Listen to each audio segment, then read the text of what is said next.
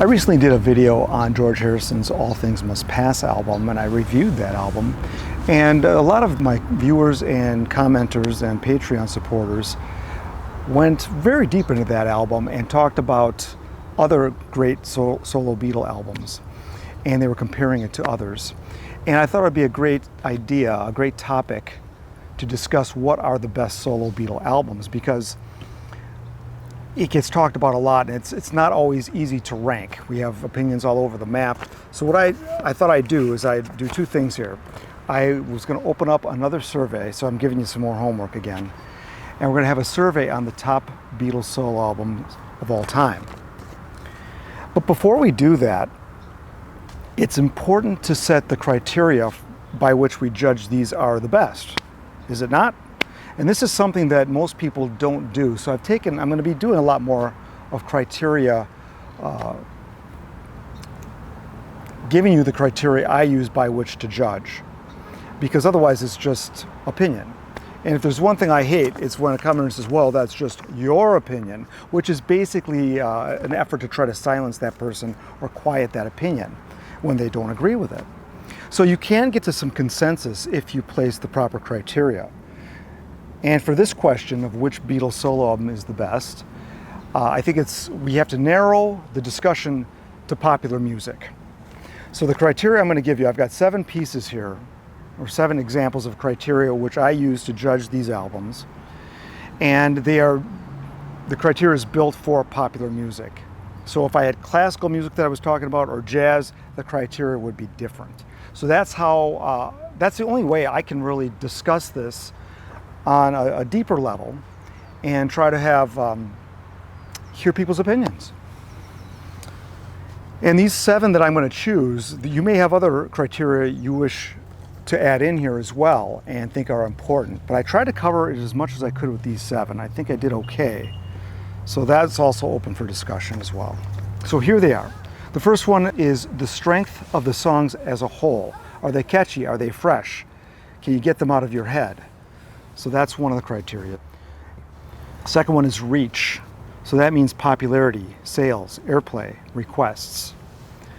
Generally speaking, if a lot of people want to hear the song, that should tell you that it's good on some level because people want to hear it. I think that's an important criteria.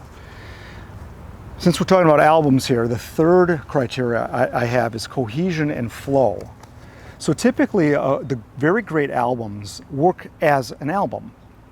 And it's not just a collection of songs that, they may not have anything to do with each other, but generally they're written and produced around the same time. So they may have somewhat of a theme that may be unintended, but it may just exist by virtue of what the artist was going through at the time. Sometimes that shows through in the album, makes it stronger. Number 4, culturally impactful / iconic.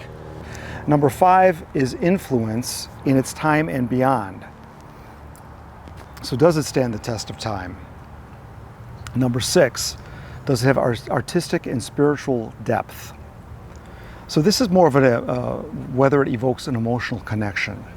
And that can be a bit, it can be rather subjective, but I think it belongs in the criteria. You can't completely get away from some subjectivity when you're ranking, in my opinion. I try. I can't get away from it. And 7, I have low to no filler. You're always going to have some that are stronger than others. And the filler issue might be argued about, but that's why I said low filler, low to no filler. Okay, so those are the criteria. So here are the albums that I would include. And I've only got 6 albums to give you here that I would consider are the best Beatles solo albums of all time. And here they are. We've got Plastic Ono Band, Band on the Run, All Things Must Pass, Imagine. So those are the top 4 that seem to have the most consensus in my history that are the best solo Beatle albums of all time. And then the other 2 I would add to that list would be Ram by McCartney and the Ringo 1973 self-titled album. And that gives you 6. Outside of that, I have a really hard time considering any of their solo albums to be the best of all time, of all their solo work. So I'm doing a survey here that will have those 6 albums on, and there'll be a 7th place for your write-in album if you choose. A couple of my favorite albums just didn't make this list, and we always have to be careful, I think.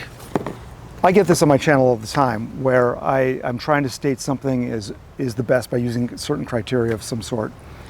And people will say, oh, Matt, those are just your favorites. And well, no, they're not my favorites, because my favorites are these albums. So let me just give you a couple of my favorites that are not in these top 6.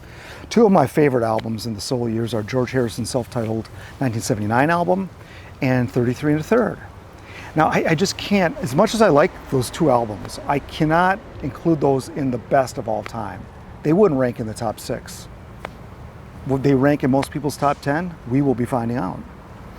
Many of you will add other albums that you think are the best, and they have to be a part of those 7 criteria. They have to rank high in those. If you have another criteria that I missed, please include that, because I'd like to know about it. We can talk about it when I read the results. The link to the survey is below in the description, and I'm going to be very interested to hear how you rank these and what other write-ins that you add, because I'm going to include that in the tally. And I'll report back to you guys when I get a sufficient amount of surveys filled out. I usually like to get at least between 750 and 1,000 surveys. So I got to thank you for all of you for partaking in these surveys. It really helps give a better, wider view of what's really going on in the Beatle world out there, to get some consensus on opinions, at least that watch this channel, because you get my opinions and I can give you my best, but I also like to include a much wider pool of opinions, and this is a good opportunity to do that.